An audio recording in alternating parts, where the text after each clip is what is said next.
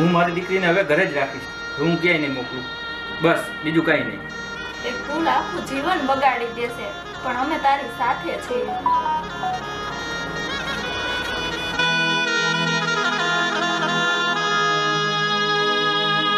બેટા